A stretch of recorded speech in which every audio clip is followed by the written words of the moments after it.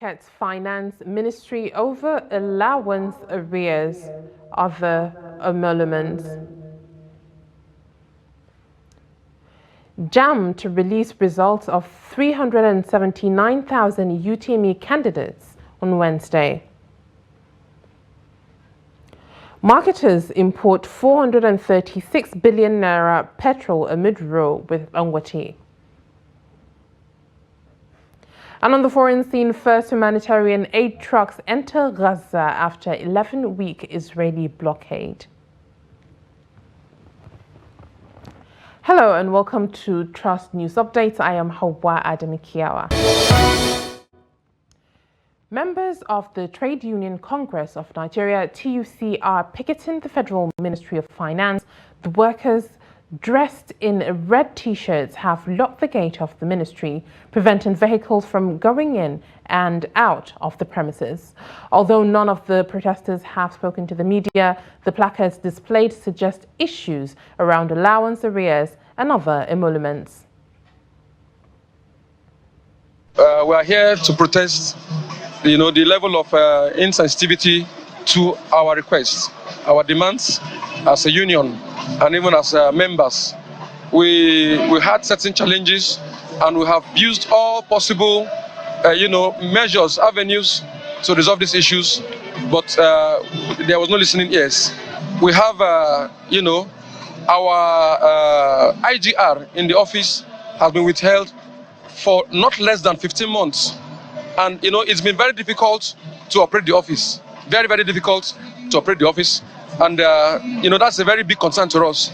And again, more importantly, our allowances, our due allowances, budgeted allowances, we have not received them. We have been on this issue with the minister for a very long time now, and it's obvious he's not ready to listen to us. To be frank with you, we are going to be here as long as that document and the payment is not made. The Admissions and Matriculation Board has announced that it will on Wednesday release the results of 379,000 candidates who sat the rescheduled Unified Tertiary Matriculation Examination between Friday and Monday. JAMB rescheduled the exam following widespread outcry of a mass failure during the initial UTME. The board admitted to technical and human errors, especially in Lagos and Southeast states, which significantly affected candidates' performance. Out of the 1.9 million candidates who sat this year's UTME, over 1.5 million scored below 200 marks out of a possible 400, prompting widespread concern among stakeholders. Following sustained pressure, JAMB investigated the mass failure and discovered technical and human errors in its system. JAMB Registrar Professor Ishaq Oluide last week publicly accepted responsibility for the errors, even shedding tears while announcing a resit for the affected candidates. Speaking on Monday, JAMB spokesperson Fabian Benjamin confirmed that the results of the rescheduled exams would be released on Wednesday. Amid growing rumors of a possible coalition among opposition leaders to unseat President Bola Tinubu in 2027, the presidential candidate of the Labour Party in the 2023 election, Peter Obi, has said that the only coalition he's interested in is the one against hunger, poverty, and the terrible state of healthcare and education in Nigeria. Obi, who visited the Bishop of the Anglican Diocese of Kubwa in Abuja on Monday, emphasized that he was not desperate for any position. The former governor of Anambra State dismissed a deal to run as a vice presidential candidate in 2027, insisting that those saying he had an agreement to deputize anyone were playing politics of selfish ambitions detrimental to the growth of the country. My fight is against bad governance, against hunger, against poverty, against out-of-school children, against people not having health services. This country have less than 10% insurance care, health insurance, should be 100%. These teachers teaching here should be paid by government because it's universal basic education. The law says here that our children should go to school free. So what my Lord is doing is helping government. Government should help him. Okay, that's what I did in Anambra State. I'm in coalition against hunger, in coalition against poverty, in coalition against good health. Politics for me is not about position. It is about doing the right thing. Moving on, the family of the late Oluwabamishi Ayanwule has expressed gratitude for the May 2nd court judgment that sentenced Andrew Knight of Nikoro to death for the kidnap, rape and murder of their daughter. However, the family has raised critical concerns they believe remain unanswered in the pursuit of full justice released. The report. Addressing the media in the aftermath of the judgment, the family stressed that although the principal suspect has been convicted, key individuals believed to be involved in the crime are still working free. Only caused them to get a court injunction and whatever letter needed, walk into Glow, because the guy uses a Glow line, walk into Glow, get his call log, the transcript a week before the incident, and the week he was on the run. And then you have his BVN. Check every account attached to the BVN. Check his transactions. If he has people he's working with, it's not something that will take time for you to decipher. But unfortunately, they've been giving us this story of they tried asking him questions. We should know questions will not bring answers. This is the same driver that we saw at the courts during judgment that was looking fresher than those that are living freely in the street of Lagos. I saw a driver that was looking neat, looking robust. If you commit a crime and you know it's a crime, if you kill, conscience will always judge you. But in a situation whereby you have backings of powers that be, then you should know that it's living large. Supporting the family's demand is the Lagos State branch of the Committee for the Defense of Human Rights, CDHR. The group condemned the long delay in the delivery of judgments, describing it as unfair and unusual when compared with similar cases. The other people who are inside that vehicle, if the police want to do it, I believe they can do it. While the court, when the voice of Bamishi was played, and she was telling her friend, they say, who are those in the outside? Okay, 2 other people and 1 woman, please pray for me. The voice was played, we had it in the court. So I think if a follow-up has been, or even the culprit himself, who is now condemned, has he been questioned, who are these other people in the vehicle? So what we are saying is that judgment was given, but justice has not been fully served. Because those culprits too, let them be identified, named, and brought to justice. By this judgment, we still have some concerns and questions. 1, where is Bamishi's phone? The truth is in the details, and our phone may hold the key to unraveling the mystery.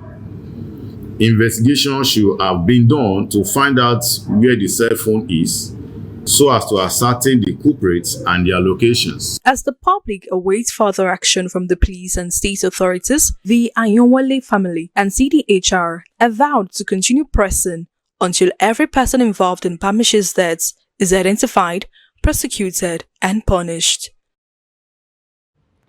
The Lagos State Police Command has confirmed the arrest of Inspector Obik Modestus, a police officer seen in a viral video violently assaulting an Uber driver. The video, which was shared by ex-user Oyindamola, who identifies as Dami 35, showed the officer repeatedly beating the driver. Responding to the video on Monday, the spokesperson for the Lagos State Police Command, CSP Benjamin Hundeyin, said the police officer, Inspector Obik Modestus, has been summoned by the Complaint Response Unit, CRU, and will be handed over to the Provost Department for appropriate disciplinary measures.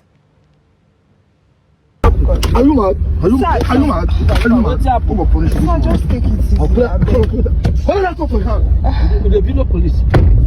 Huh? Jesus. Why are they beating him up? And this man is...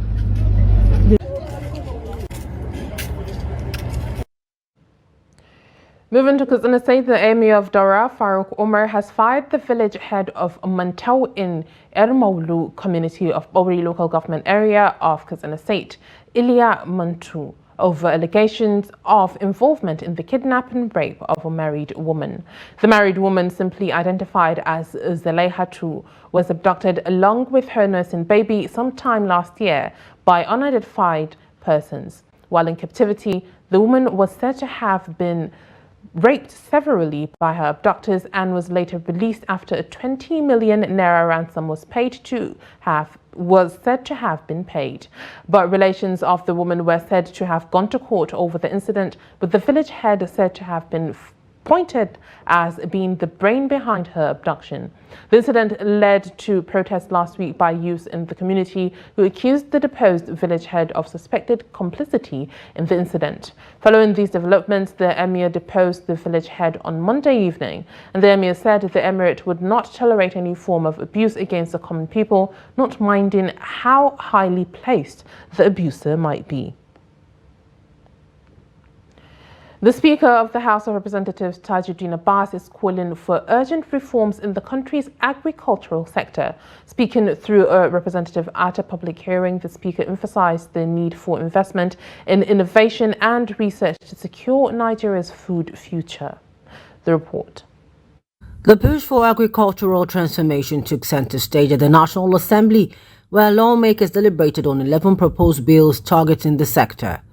Speaker of the House Tajuddin Abbas, represented by the Deputy Majority Whip Isiaka Ibrahim, said the bills aim to modernize agriculture through policy innovation and legal backing.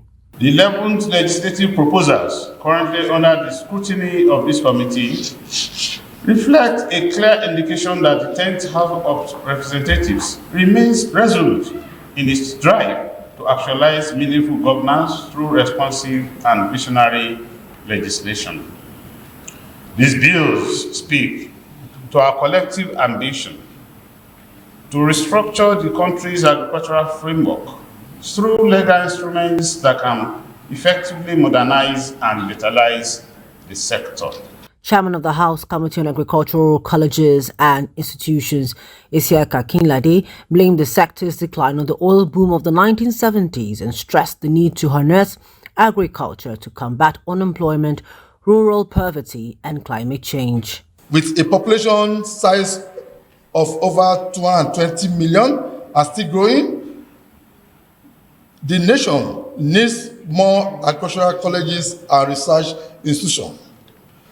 We are positive that establishing more agricultural colleges and institutions will drive specialization and dedication to agricultural excellence. There are a lot of tangibles benefits in establishing more agricultural colleges. Also present was the Minister of Agriculture and Food Security, represented by Bello Abubakar. He joined government officials in endorsing the bills, which include the creation of institutions like the National Institute of Agricultural Research and Entrepreneurship in Ogun State and the Federal College of Land Resources Technology in Sokoto. Human capital plays a critical role in the development of every nation. Therefore, we have great confidence that the establishment of the Federal University of Agriculture, Federal Colleges of Agriculture and other institutes will increase access to agricultural education and improve production efficiency in the country at large. As you may be aware, the Federal Ministry of Agriculture and Food Security is currently implementing the National Agricultural Technology and Innovation Policy 2022 to 2027. With support from both the federal and state levels, lawmakers say the reforms are a step towards achieving food security and economic sustainability for millions of Nigerians. If passed, the bills could mark a turning point in Nigeria's agricultural journey, laying the groundwork for a more food secure and economically stable future. This is News Update on Trust TV, coming up after the break. Girls' intake surpasses male counterparts in Bauchi schools enrollment. More news when we return. Do stay with us. Welcome back. If you're just joining us, you're watching News Update on Trust TV. Let's take a look at our top stories again. TUC pickets Finance Ministry over allowance arrears and other emoluments. And JAMB to release results of 379,000 UTME candidates on Wednesday. Moving on to more stories, Oyo State Governor Seyi Makinde has reaffirmed his administration's commitment to supporting traditional rulers across the state. Governor Makinde stated this during a grand finale of the 2025 Ibadan Cultural Festival held in Ibadan, the state capital. Let's take a look. The Ibadan Cultural Festival Week is an annual week-long event organized by the Central Council of Ibadan Indigenes. It serves as a platform to showcase Ibadan's rich cultural heritage and to highlight the achievements of its sons and daughters in areas of human capacity development and community advancement. At the grand finale of the event, Governor Makinde of Oyo State emphasized that the state's traditional institution will continue to receive its rightful entitlement as a sign of respect and recognition of the vital roles it plays in society. Governor Makinde also addressed the importance of restoring dignity to traditional leadership. People have been asking me what is happening to the Oyo State Council of Traditional Rulers. And I said, there's no council before I came in. As a matter of fact, since 2011, there's no council. The speaker is here. They're putting together the council. And they've also been asking me, why have you not given a vehicle to Olubadan of Ibadan land, or vehicles befitting his status? Okay. I've sent a message to the 11 local governments in Ibadan land, and I said they must provide befitting fleet of vehicles for the Olubadan of Ibadan land. Governor Makinde noted that the Council of Obas and Chiefs had been inactive before he assumed office in 2019, assuming that once the council is reconstituted, traditional rulers will receive their due benefits, including official vehicles. Sincere connection with Ibadan indigenous in diaspora has been brighter than before. I have participated in the Ibadan Annual Festival in Canada and UK on the invitation of our sons and daughters over there. US-based indigenous have also been coming. During the time and under reference, we have been able to successfully intervene in various chieftaincies and other disputes. You want to talk about broadcasting? It started from this place. So, Ibadan is a place of first. And so, our festival must be very, very unique. And it must encompass all those attributes of Ibadan land. In a further show of commitment, the governor announced that he had directed all 11 local government councils in Ibadan land to provide a befitting fleet of vehicles for the Olu of Ibadan, Obawolabi Olakunleyin, by the end of May. Moving on to education, which is one of the most powerful tools to empower girls within their families and communities, a fundamental human right that plays a crucial role in addressing gender inequality. According to school proprietors in Bauchi State, recent enrollment statistics show that the number of girls in classrooms has now surpassed that of boys, a significant shift in a region once plagued by gender disparity in education. Trust TV's Adam Imam reports on the barriers that still exist and the path forward. With an estimated population of 206 million, Nigeria has approximately 14 million out-of-school children, the highest number in the world. Girls account for nearly 60% of this figure.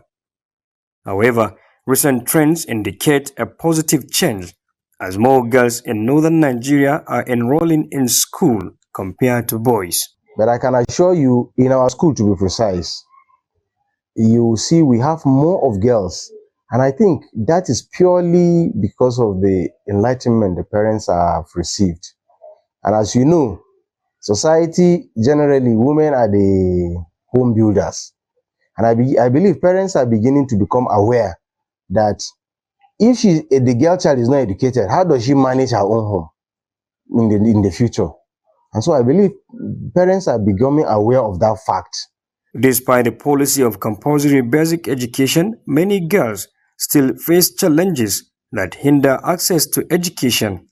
High dropout rates, particularly between primary and junior secondary school levels, remain a major concern. Then when I talk of economic factors, some parents want to bring their children to school, but lack of financial effort.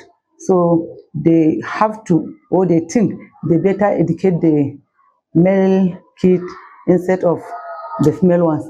They prioritize the male rather than the girls. So my advice here is that what a man can do, a woman can do better. But she's educated for the whole, for herself, for her children, for her husband, for her parent, and the nation. So I see no reason why they should not send their girls to school.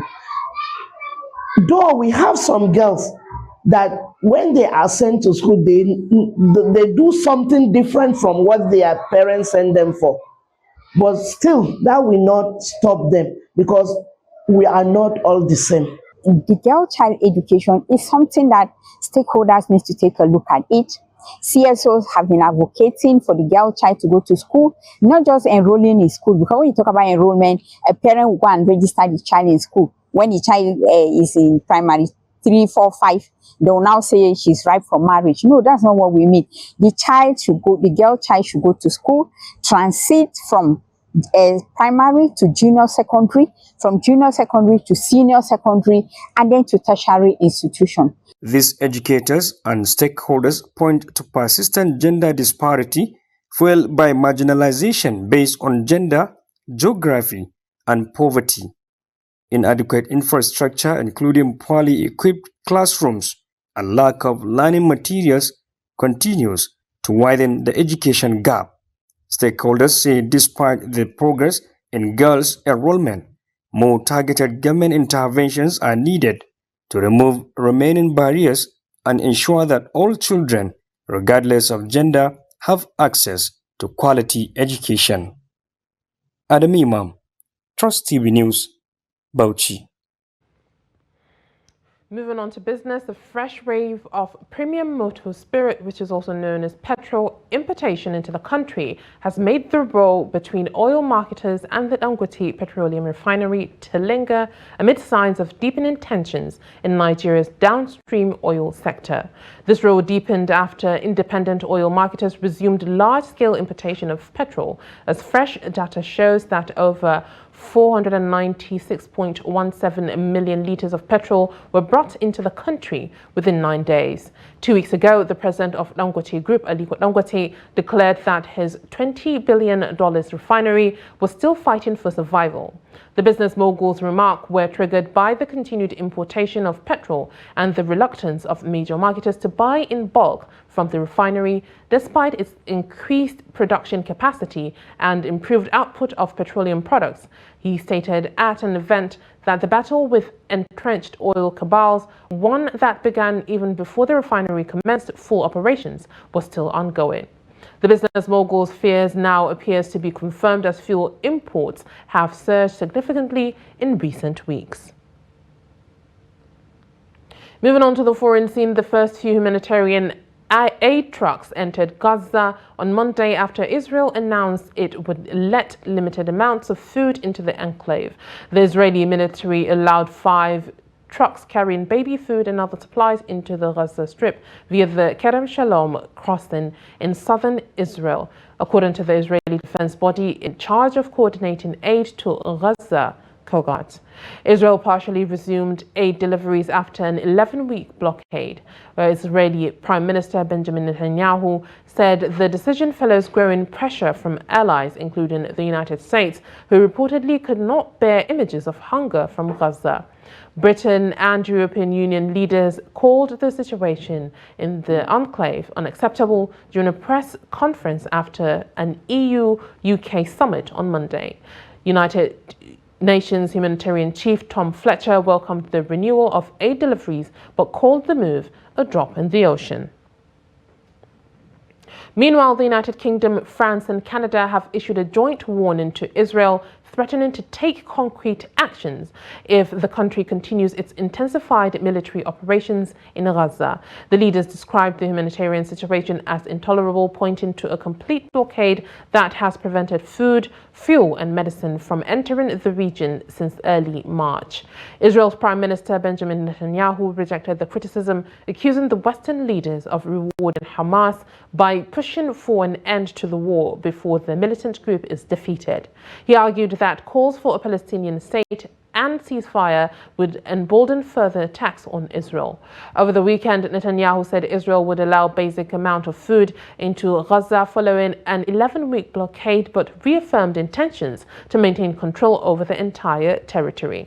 The statement also condemned rhetoric from some members of the Israeli government that implied forced displacement of civilians, reiterating that such actions would breach legal norms. On the sporting arena, Team Bielsa has made a strong start at the ongoing 2024 National Sports Festival tagged Gateway Games. The South-South State have won 17 medals comprising 12 gold, 4 silver and 1 bronze. The 17 medals were won in weightlifting and kung fu. Weightlifting produced 6 gold, 2 silver and 1 bronze medals. They also won 6 gold and 2 silver medals in kung fu. Haruna Habibat of Bielsa is also in the final of the individual female Pum C in Taekwondo.